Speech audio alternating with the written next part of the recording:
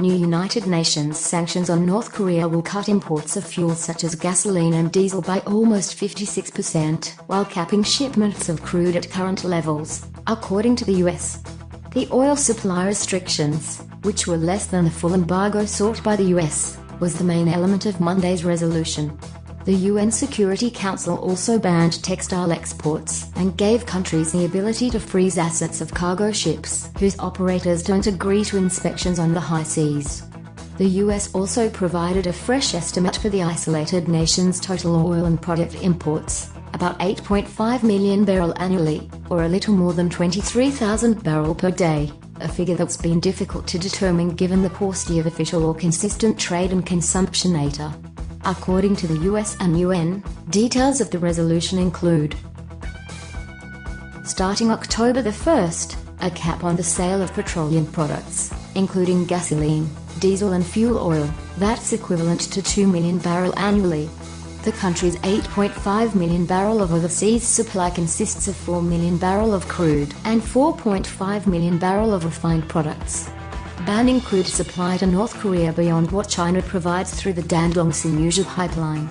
In order to prevent North Korea from obtaining substitutes for refined products, the resolution also bans the sale of condensates, a low-density form of crude oil typically produced alongside natural gas, and natural gas.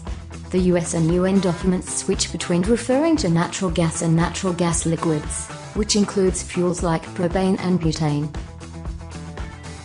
It's unclear what concrete impact the sanctions will have on fuel supplies to North Korea given that accurate figures are difficult to determine.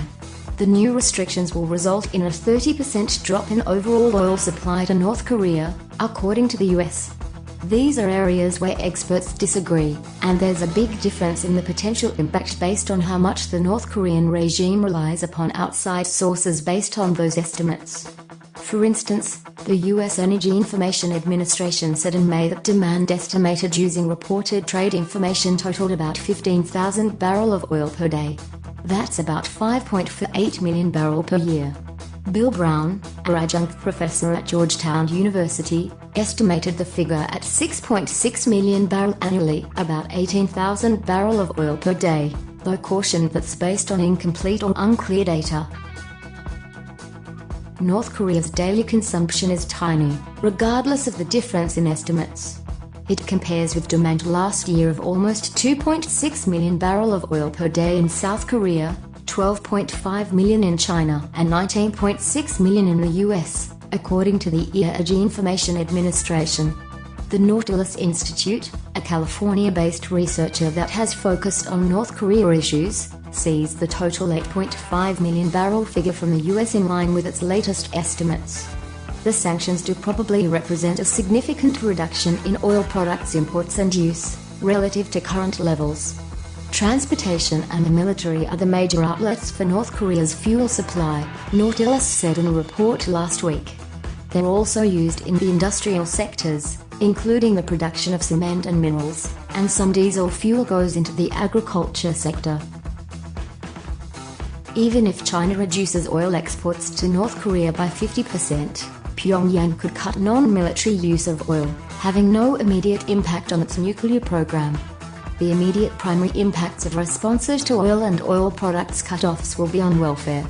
People will be forced to walk or not move at all, and to push buses instead of riding in them. There will be less light in households due to less kerosene, and less on-site power generation. The US mission to the UN didn't respond to email and phone messages outside of its normal business hours seeking further information and clarification on its North Korean oil data.